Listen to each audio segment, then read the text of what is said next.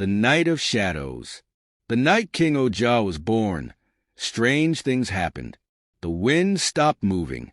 The moon hid behind the clouds. And in the silence, some said they heard soft cries. Not from the baby, but from the earth itself. Ojah's birth was not like others. His father, Chief Odudu, had been sent away in shame long before the queen announced she was expecting a child. People whispered that Odudu was not the real father. Some claimed the queen had gone to a powerful diviner in the forest to make sure she had a son. But no one could prove it. When Odudu died in exile, the queen returned with her baby, and Ojah grew up knowing he was different. When he became a man, the elders crowned him king. They said it was a new beginning for Ajoru. He will bring peace, some villagers said. Others shook their heads.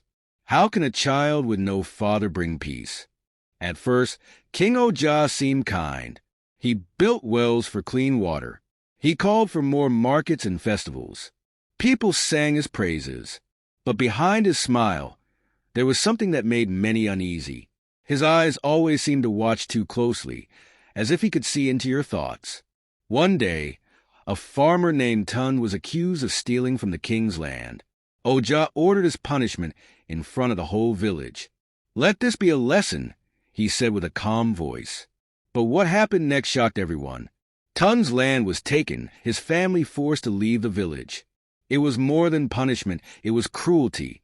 From that day, things began to change. Villagers whispered about Ojah's strange ways. Crops failed. The rivers dried up. Those who spoke against him disappeared. Yet some still defended him. "The king is not wicked," they said. "These are just tests from the gods." Then, the queen mother, Ojah's own mother, spoke up during a village gathering. "You rule with fear," she said boldly. The crowd fell silent. Ojah looked at her, his face calm. "Mother, you will regret those words," he said.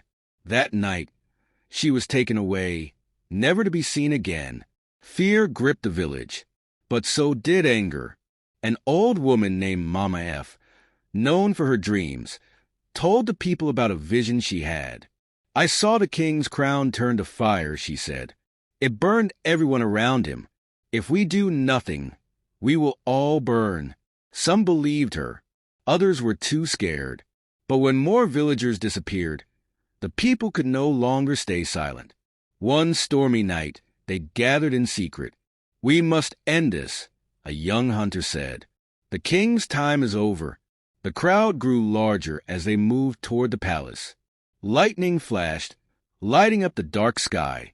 When they reached the throne room, Ojah was waiting. He sat on his throne, his face calm, his eyes glowing in the dim light. "You dare challenge me?" he said, his voice cold. "Do you not know who I am?" The villagers hesitated, but the hunter stepped forward. "You are no king," he said. "You are a curse on this land." Ojah laughed, a deep, chilling sound. "You think you can stop me? I was chosen by forces you cannot understand." Before anyone could move, the room grew dark. The air felt heavy. The ground beneath them began to tremble. Some villagers screamed, others prayed. And then, as suddenly as it started, the trembling stopped. When the light returned, Ojah was gone. His throne was empty, his crown lying on the ground. No one knew what had happened. The people left the palace in silence, too shaken to speak. Some said the gods had taken Ojah as punishment for his wickedness. Others believed he would return one day to finish what he had started. To this day, the story of King Ojah is told in Ajoru. Some call him a villain, others call him a mystery. But everyone agrees on one thing: his shadow still lingers, watching, waiting,